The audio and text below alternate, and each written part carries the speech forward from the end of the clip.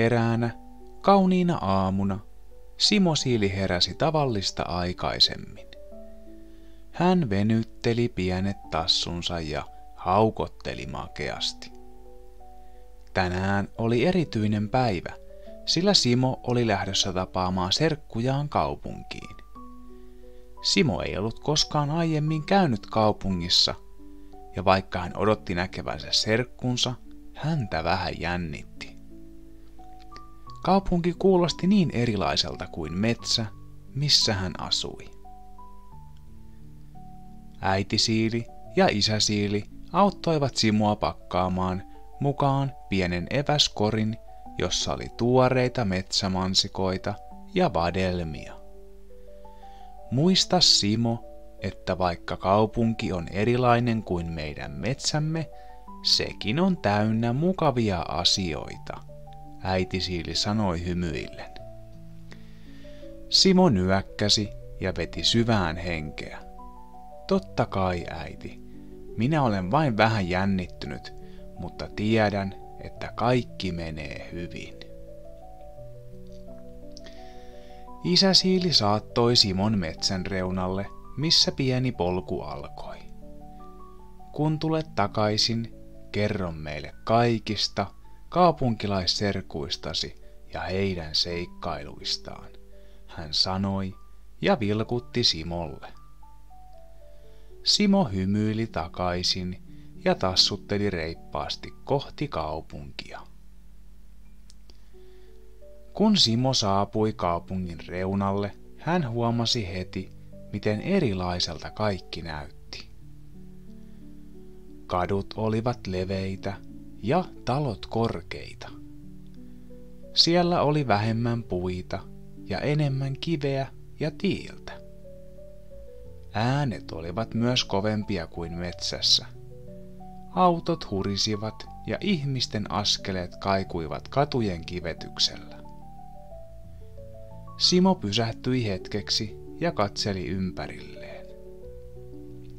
Tämä on kyllä erilaista, mutta ei niin pelottavaa kuin kuvittelin, hän ajatteli itsekseen. Pian hän näki edessään tutut siilit, serkut. Kaupunkilaissiilit juoksivat häntä vastaan ja huutelivat iloisesti. Hei Simo, tervetuloa kaupunkiin, huusi yksi serkuista, jolla oli sininen hattu. Hänen nimensä oli Seppo, ja Seppo oli Simolle aina vähän niin kuin isoveli. Sepon rinnalla tassutteli hänen pikkusiskonsa Sanni, jolla oli pienet silmälasit ja vaaleanpunainen huivi. Simo hymyili leveästi. Hei Seppo, hei Sanni, onpa kiva nähdä teitä. He alkoivat heti johdattaa Simoa kaupungin halki. Katsotaanpa mitä kaikkea kivaa kaupungissa on, Seppo sanoi, mutta mennään rauhassa, ettei sinua ala jännittää.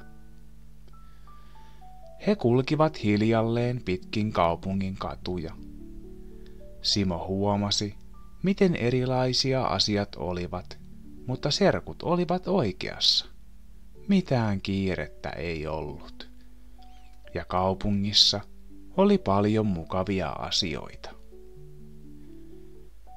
He kävelivät ohi pienten kahviloiden, joissa ihmiset nauttivat iltapäiväteen, ja ohittivat vehreän puiston, jossa lapset leikkivät rauhallisesti. Puiston laidalla kasvoi jopa muutama kaunis puu, ja Simo pysähtyi hetkeksi niiden alle hengittämään syvään, tuttua metsän tuoksua. Täälläkin on puita, Simo huudahti iloisesti. Minä luulin, että kaupungissa ei olisi yhtään.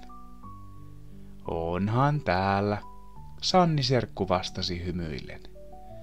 Tämä puisto on meidän suosikkipaikkamme. Tänne voi tulla silloin, kun kaipaa vähän metsän rauhaa. He asettuivat hetkeksi puiston pehmeälle nurmikolle lepäämään. Simo otti eväskoristaan tuoreet mansikat ja vadelmat ja tarjosi niitä serkuilleen. He kaikki istuivat hiljaa ja nautiskelivat makeista marjoista. Simo tunsi olonsa rauhalliseksi ja tyytyväiseksi. Kaupunki ei ollutkaan niin pelottava kuin hän oli ajatellut. Kun ilta alkoi hämärtyä, Seppo ja Sanni saattelivat Simon takaisin metsän reunalle. Oli tosi kiva, että kävit täällä. Tule pian uudestaan, Seppo sanoi ja taputti Simoa kevyesti selkään. Simo nyökkäsi iloisesti. Tulen varmasti. Tämä oli oikein rauhallinen ja mukava päivä. Kun Simo tassutteli takaisin kohti kotiaan metsän halki, hän tunsi itsensä tyytyväiseksi ja rauhalliseksi. Vaikka kaupunki oli erilainen kuin metsä, sielläkin oli paljon kauniita ja rauhoittavia asioita. Hän mietti, miten mukavaa oli tavata serkut ja tutustua heidän maailmaan.